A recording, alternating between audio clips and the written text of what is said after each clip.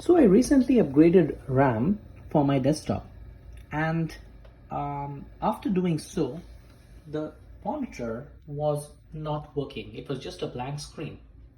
I turned it on, I turned it off, I made sure the power was off for the installation, nothing worked.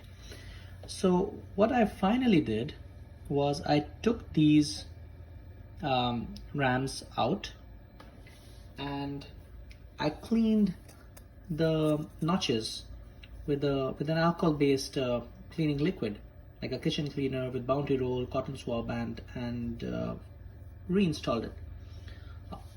After doing so, I just turned it on, and that's what happened. The power came back on. I hope that helps. Thank you.